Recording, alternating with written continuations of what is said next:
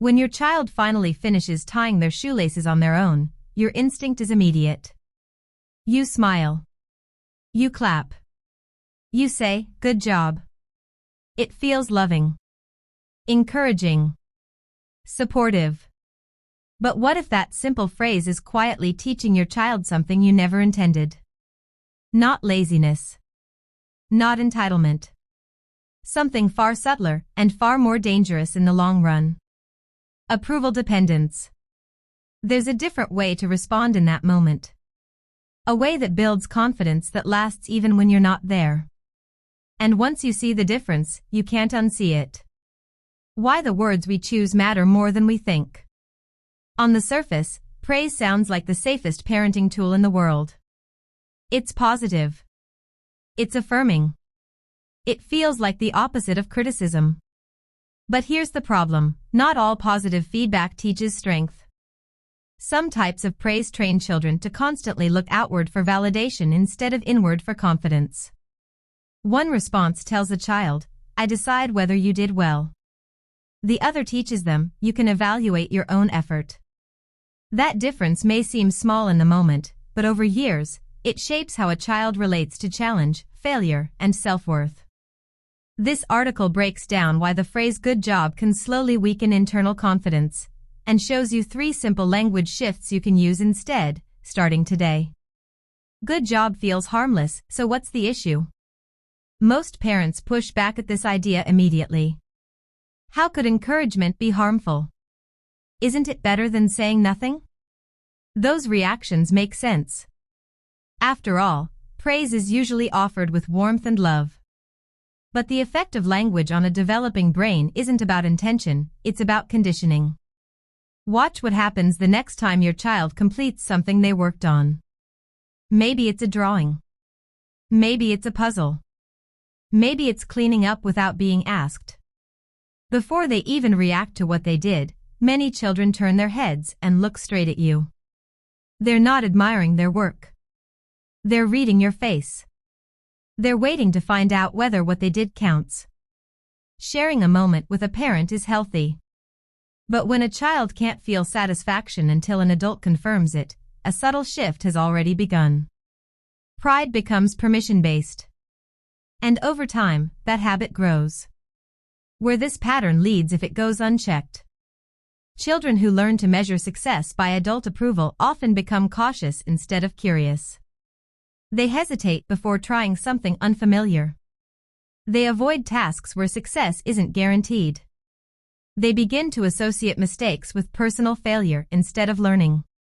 Years later, this shows up as a teenager who won't speak up in class. Or a young adult who avoids changing careers because the risk of being bad at something feels unbearable. The tragedy is that none of this starts with harsh parenting. It often starts with loving words spoken automatically. What's happening inside your child's brain? Developmental psychology helps explain why this happens. When a child completes a task and immediately receives praise, their brain releases dopamine, the chemical linked to reward and motivation. Dopamine teaches the brain what to repeat. But the brain doesn't just remember that something felt good. It remembers why it felt good. If the emotional reward consistently comes from your reaction, the brain connects success to external approval, not to effort, problem solving, or persistence.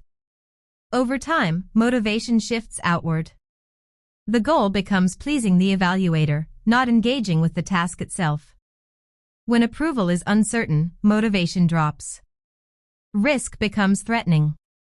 This is how well-intentioned praise can quietly replace intrinsic motivation with dependency. The good news? Language can rewire this pattern. The 3 language shifts that build real confidence. You don't need to stop being supportive. You don't need to become distant or emotionally neutral. You simply need to redirect where the spotlight lands. Shift 1. Describe what you see. Instead of offering a judgment, offer an observation. Rather than evaluating the outcome, describe the process or details you noticed. You matched all the edges before filling in the middle. You stacked the heavier books on the bottom shelf. You remembered where everything belongs. This does two things at once. It shows your child you're paying attention, and it helps them become aware of their own actions. Awareness is the foundation of self-trust. Shift 2. Highlight effort, not identity. Avoid labels that define who the child is. Focus on what they did. I noticed you kept adjusting it until it worked. You stayed focused even when it was frustrating. You tried more than one way. This teaches children that persistence matters more than immediate success. Struggle stops being a sign of weakness and becomes part of learning. Children who grow up hearing this kind of feedback are more willing to engage with difficult tasks because effort, not perfection, is what earns respect. Shift 3. Hand the evaluation back to them. This is the most powerful shift of all. Instead of telling your child how you feel about their work, invite them to reflect on it themselves. How do you feel about how that turned out? What part are you happiest with? What would you try differently next time? This teaches children that their internal experience matters. They begin to measure success by satisfaction, curiosity, and growth rather than by adult approval. When this habit takes root, children stop scanning faces for validation. They learn to trust their own judgment. What this looks like in everyday life. When a toddler uses the toilet independently for the first time, instead of praising, you might say, "You noticed your body's signal and got there in time." How does that feel? When a child completes homework without reminders, you might say, "You remembered on your own today." When a child struggles with a puzzle and doesn't finish it, you might say, "You stayed with that even when it was tricky." Do you want to try a new approach or take a break? None of these responses remove encouragement. They simply redirect ownership. Why this approach is backed by research.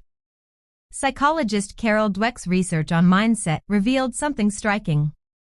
Children praised for intelligence tended to avoid challenges, choosing tasks that protected their smart label. Children praised for effort consistently chose harder problems. The difference wasn't ability. It was belief. Process-focused feedback teaches children that ability grows through effort. Outcome-focused praise teaches them that worth must be protected. One builds resilience. The other builds fear. But won't my child feel unappreciated? This is the most common concern, and an understandable one. Connection, warmth, and interest are essential. Children need to feel seen and valued. But evaluation is not the same as connection. You can still smile. You can still celebrate. You can still be proud. The shift is not about withholding love. It's about teaching your child that love is not something they have to earn by performing well. Imagine the long-term result. Picture your child facing something difficult months or years from now. A challenging class. A new sport. A problem they can't solve right away. Instead of freezing or seeking reassurance, they stay engaged. They experiment. They trust that effort matters, even when outcomes are uncertain. And when they succeed, the pride they feel doesn't come from applause. It comes from knowing they worked through it. That kind of confidence doesn't disappear when no one is watching.